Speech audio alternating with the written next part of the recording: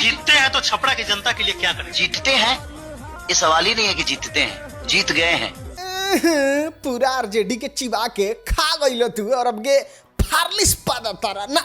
अगर आप बिहार में रहते हैं तो आपको ये बात बहुत अच्छे से पता होगा। एक होता है पनौती, एक होता है दलित दर और उसके बाद आता है 50। और ई 50 जिसको धर लेता है उसको एकदम तबाह कर देता है, एकदम बर्बाद कर देता है। और खेसारी लाल यादव ने आरजेडी को इस तरीके से ही बर्बाद कर दिया। खेसारी लाल यादव इस लेवल के पनौती हैं कि पूरा आरजेडी को चिबा के खा के खत्म कर दिया। और अब हमको नहीं लग रहा है कभी तेजस्वी यादव आगे भविष्य में मुख्यमंत्री बन पाएंगे। जिस तरीके से इनका बुरा स्थिति हो गया है, एक भाई का हार हो गया, दूसरा भाई तेजस्वी यादव बहुत मुश्किल से एकदम लास्ट समय में आके जीते।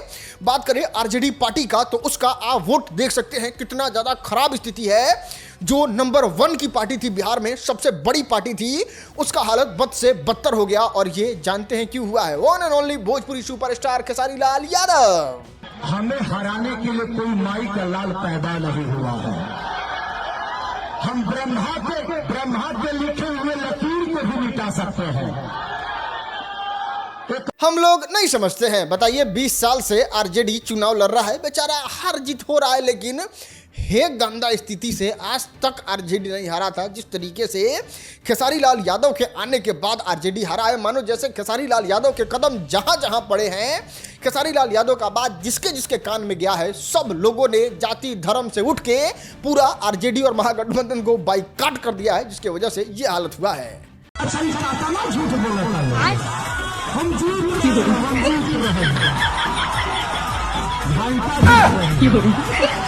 खेसारी भैया अब तो पूरा महागठबंधन अकेले बुड़ा दिए। बता दो साइड किसके हो, उड़ने वाले के कि सही में इधर थे?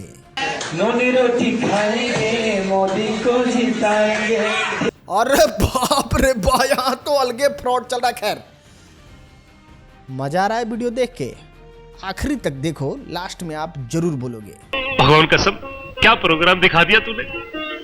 ना, हम आपके असूल पे उंगली नहीं उठा रहे हैं। आपके मन में भी वही चल रहा है जो मेरे मन में चल रहा है। और पूरे बिहार की जनता एकदम खेसारी लाल यादव को हरवाना चाहती थी, क्योंकि जिस तरीके से वो हरकत कर रहे थे, जितना वो बोल रहे थे, मानो जैसे कि इनके अंदर इतना घमंड हो। और ये छपरा की जनता जो है वो खेसारी लाल यादव के विरोध में इसलिए वोट दी है ताकि खेसारी लाल यादव का घमंड तोड़ना है। और वो घमंड तोड़ने के लिए हार काफी नहीं है, कुछ ऐसा अंदर से निकाल के प्रस्तुत करना चाह रहे हैं जो हमसे निकल नहीं रहा है। ईयरफोन लगा लिए, चाचा को सुनाते हैं कि आखिर खेसारी लाल यादव के लिए अंदर भाव क्या है उनके। वो गाड़ में कौआ जो है ना, गाड़ में मोर का पंख लगा लेगा तो वो मोर नहीं बन पाएगा। इसलिए ये जो है सगरों घूम रहे हैं गाड़ में मोर का पंख लगा के, कौआ है और कि मैं मोर हूँ हमको अपनाओ। बस मैं इतना ही बोलना चाहता हूँ, उनका बात नहीं बनेगा। यही चीज चाहिए था खेसारी लाल यादव के लिए, क्योंकि जिस तरीके से खेसारी लाल यादव स्टेटमेंट दे रहे थे, जिस तरीके से खेसारी लाल यादव बातों को बोल रहे थे, एकदम लोगों का खून खौल जा रहा था। और सबसे ज्यादा खून तो इस बात पे खौल रहा था जब खेसारी लाल यादव नीतीश कुमार के बारे में बात कर रहे थे। अरे उस नीतीश कुमार के बारे में बात बोल रहे हैं जिसकी वजह से आज इलेक्शन कैंपेनिंग कर पा रहे हैं बहुत अच्छे तरीके से। नहीं, खेसारी लाल यादव के बारे में बात करें तो इनका जितना भी रैली हो रहा था उसमें पॉकेटमार, चोर और जितने भी लफुआ कैटेगरी के लोग थे, बस वो सब आ रहे थे। और उसका प्रमाण देखना है। अरे हम नहीं कह रहे हैं भाई, हम कहेंगे तो आप बुरा मान जाओगे और पता नहीं क्या क्या कहने लगोगे। खेसारी लाल यादव के पिताजी से सुनो। कुछ को ही पैकेट मार ले सब। अरे का कहबो, फोटो खींचो तेरे सो या रुपयो खींचो तेरे सो। हमार मोबाइल खींच लेना था बाबा। अरे तो हमरो तो 5000 में गइले तो। अरे हाँ, इसी खेसारी लाल यादव की पत्नी इसी उग्र चोर पॉकेट मार के भीड़ में आराम से आके इलेक्शन कैंपेनिंग कर ले रही थी। उनको कोई दिक्कत नहीं हो रहा था, कोई परेशानी नहीं हो रहा था। जानते हैं क्यों नहीं हो रहा था? Due to Bihar CM Nitish Kumar ना। आज हम आपको नहीं बोलने देंगे क्योंकि आपको बिहार की जनता ने बहुत तगड़ा जवाब दिया है। और उस जवाब का सवाल यह है कि आज जो डिफेंडर से एकदम हरहराते 120 की स्पीड में पटना से जो आ जाते थे छपरा चुनाव प्रचार करने, ये दिन किसका था पता है? नीतीश कुमार का। आज जो बेटी को मुंबई में पढ़ा रहे हैं और बिहार का भी सैर लगवा दे रहे हैं, तो भला कीजिए कि नीतीश कुमार आके लॉ एंड ऑर्डर कंट्रोल में ले लिए हैं। नहीं तो जानते हैं क्या होता, किसी साधु यादव जैसी नेता को आपकी बेटी पसंद आ जाती और जो मिस इंडिया का हालत हुआ था कुछ उस तरीके से करने में देर भी नहीं लगता। और बेटी को लाने में तो आपको डर लगता, अगर इस बेटा को लेके आए रहते अगर बिहार में इलेक्शन कैंपेनिंग के नाम पे, तो कब टांग के ले जाके उस पे रंगदारी मांगा जाना शुरू कर दिया होता, उसके बारे में आप सोच भी नहीं सकते। और इलेक्शन तो बबुआ बहुत दूर के बाद बा, बोलल हवा बनावल तो बहुत दूर के बाद बा। आपका हालत इस कदर हो गया रहता कि आप जी लेते, आपको वही विकास लगता और आज इलेक्शन लड़ने का तो सपना देखना छोड़ ही देते। और जब वैसे इंसान पे आप टिप्पणी करते हैं जिसको बिहार ने एकदम अच्छे तरीके से देखा है और उससे किसी को उबारा है, तो फिर आपका तो ये हालत होगा ना मेरी जान।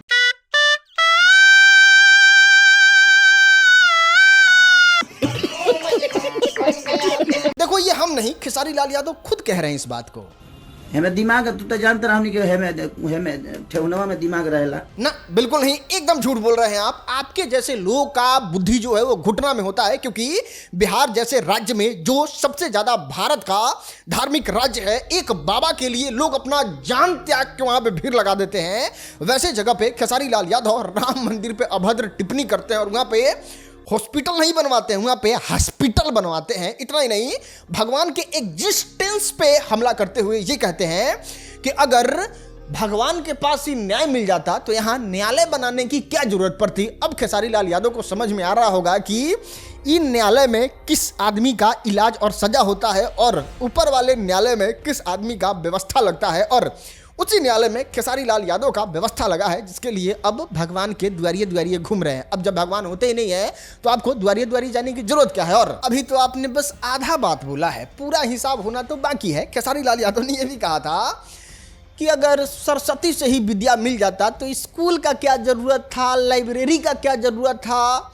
तो खेसारी भैया आपको जानकारी नहीं है तो आपके जानकारी के लिए बता दें, सरस्वती जो है वो अनुशासन सिखाती है और किताब जो है वो हमें ज्ञान दिलाता है। और अब आपको सरस्वती का ही उपासना करना, भोजपुरी फिल्म इंडस्ट्री में जाना है। अब देखिएगा आपको किस तरीके से सरस्वती का आशीर्वाद मिलता है। अरे ना भाई ना, एक होता है चुनाव हारना, एक होता है बहुत बुरी तरीके से हार जाना, लेकिन तीसरे नंबर पे खेसारी लाल यादव की तरह लोग आते हैं जिनको घसीट घसीट के पीट पीट के गिनती में हगा हगा के हराया जाता है। और उस तरीके से ही खेसारी लाल यादव हारे हैं। नहीं, आज खेसारी लाल यादव अपना और आरजेडी का रिजल्ट देख के कुछ इस तरीके से हाल बना लिए होंगे। मेरा दिल नहीं करता, मेरा दिल नहीं करता। देखो भाई, लाख बुराई था रावण में, लेकिन इतना भी घमंड नहीं था जितना आज खेसारी लाल यादव और उनके आसपास के लोगों को हो गया था। ये भीड़ देख के ना कॉन्फिडेंस देखिए, इतना ही वोट से हारे हैं भाई साहब। क्या चुनाव जीत रहा है 50,000 वोटों से करके। मुझे लोग कोठा पुत्र बोलते हैं। ना का बड़, का छोट, का सुपरस्टार, का नेता, का अभिनेता, और पवन सिंह को तो ये मजकुआ भौजी बुझ लिए थे। उनके पत्नी से लेके मतारी, बेटी से लेके उनके निजी जीवन एकदम गर्दा उड़ा के रख दिए थे। जिसके बाद से लोगों ने कहा कि चलिए खेसारी भैया आप बहुत गर्दा उड़ा रहे हैं, आपको तो बिना साबुन के धोया जाएगा, ऐसा धोआई धो के कि फिर आप नाम नहीं लीजिएगा और आपका मुंह दिखाने लायक नहीं रहेगा। और वही हालत हुआ इनका छपरा में। इनको प्रचंड बहुमत से हरा के बाहर भेज दिया गया। और बेशर्मी की हद देखिए, का तो जनता का सपोर्ट मिला। बे विधायकी का चुनाव जीते नहीं हो, मुख्यमंत्री का सपना देखने वाले, और जनता सपोर्ट किया तुमको। पूरी छपरा की जनता को दिल से प्रणाम और पूरे बिहार की जनता को दिल से प्रणाम कि आप लोगों ने बहुत प्यार और स्नेह हमें दिया। इतना से काम नहीं चलेगा, अभी तो भारतीय जनता पार्टी के जीत में नाचना भी पड़ेगा। और है नाचना पड़ेगा नहीं, नाचे के पड़ी। लगाओ रे बजाओ।